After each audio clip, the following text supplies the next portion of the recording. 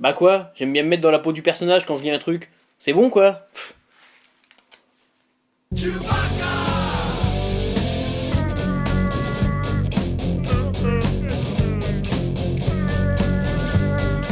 Salut à vous pauvres mortels. Si on se retrouve aujourd'hui, c'est pour parler d'un père qui abandonne lâchement ses enfants, créant ainsi chez eux des tendances incestueuses. Nous sommes en 1972 et un jeune réalisateur nommé George Lucas peine à obtenir les droits d'adaptation au cinéma du célèbre personnage de comic strip créé par Alex Raymond, Flash Gordon. Il décide alors d'écrire sa propre histoire de science-fiction pour la porter à l'écran. De là à dire que c'est parce qu'il n'a pas pu adapter une bande dessinée au cinéma que George Lucas va réaliser un film qui sera à son tour adapté en bande dessinée, il n'y a qu'un pas. Le film sort aux États-Unis en mai 1977, mais avec Star Wars, George Lucas crée plus qu'un film, il crée une licence et donne un nouveau visage au marché des produits dérivés. Des classiques jouets aux sous-vêtements en passant par les brosses à dents, Star Wars se décline à l'infini pour le plus grand plaisir des fans et du porte-monnaie de Tonton George. Et bien sûr, parmi les nombreux produits dérivés qui peuvent être tirés d'un film, on trouve les costumes pour chiens.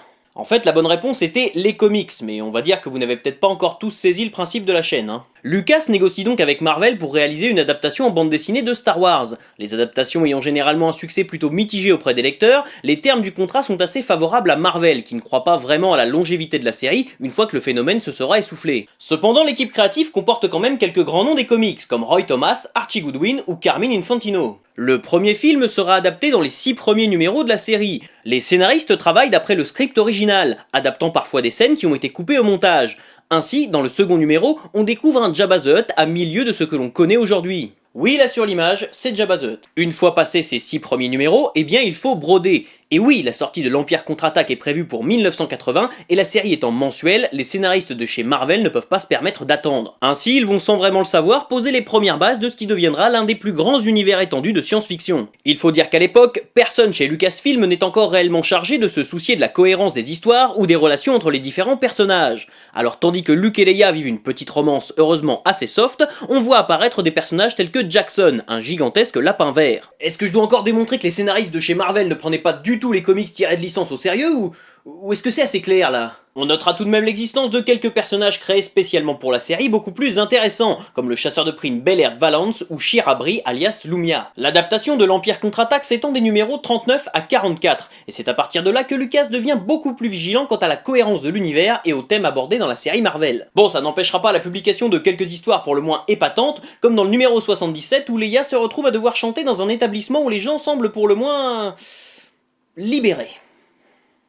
Le Retour du Jedi, sorti en 1983, marque la fin provisoire de la saga au cinéma et sera adapté dans une mini-série en 4 épisodes pour ne pas interférer avec l'histoire de la série régulière qui continuera à connaître un certain succès jusqu'à la publication du 107e et dernier numéro en 1986. Pour ceux qui voudraient découvrir cette première série, sachez qu'elle est parue pour la première fois en France en 1979 chez Lug dans les pages de Titan et qu'elle a été récemment rééditée chez Delcourt dans la collection Star Wars Classique. Il faut bien avouer que 3 ans après la sortie du dernier film, le phénomène s'essouffle bel et bien et que la saga Star Wars semble terminée pour de bon. Mais c'était sans compter sur ce fameux univers étendu. En effet, au début des années 90, les romans dérivés de Star Wars, écrits par des auteurs comme Timothy Zahn, ont le vent en poupe et on parle de plus en plus d'une nouvelle trilogie au cinéma. C'est ainsi qu'en 1991, Lucas se tourne vers l'éditeur indépendant Dark Horse pour publier une nouvelle série de comics utilisant l'univers étendu et racontant dans un premier temps la suite de la trilogie originale. Le ton est plus sérieux et les réalisations sont bien évidemment beaucoup plus contrôlées. Il n'est plus question de faire tout et n'importe quoi avec Star Wars. Avec la sortie de La Menace Fantôme en 1999, Dark Horse opte pour un nouveau rythme, basant ses comics sur le succès rencontré par les films mais aussi par les jeux vidéo.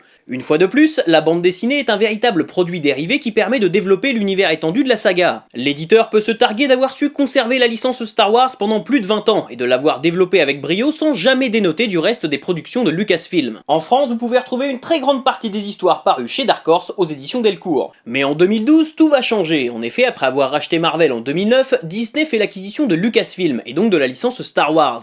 Il semblait assez évident que Dark Horse n'allait pas pouvoir continuer la publication de ses comics basés sur notre bonne vieille Guerre des Étoiles. À partir de 2015, c'est donc Marvel Comics qui récupère la licence et repart pratiquement de zéro avec une nouvelle continuité. En plus du titre éponyme, l'éditeur publie d'ores et déjà d'autres séries dérivées comme Dark Vador, Princess Leia ou Kanan the Last Padawan. Chez nous, c'est Panini Comics, éditeur de Marvel en France, qui publie la série, avec pas moins de 15 couvertures variantes pour le premier numéro. Alors certes, ça paraît énorme, mais dites-vous qu'aux États-Unis, si on compte les exclusivités des comic shops, on arrive à près de 100 couvertures différentes. Mais est-il facile d'effacer plus de 30 ans d'univers étendu et de remplacer ce qui existait déjà par quelque chose d'à la fois meilleur et accessible à tous? Eh bien sachez d'abord que si vous êtes un néophyte absolu en ce qui concerne Star Wars, il vous suffira d'avoir vu l'épisode 4, intitulé Un Nouvel Espoir, pour comprendre les premiers épisodes de cette nouvelle série de comics. Je dois vous avouer que je n'étais pas spécialement impatient de lire cette nouvelle série Star Wars, principalement parce qu'après tout ce temps, les pseudo-nouveautés qui peuvent être développées autour de la licence me laissent un peu indifférent. Et pourtant la magie opère complètement, on retrouve cette ambiance unique et ces personnages tous plus charismatiques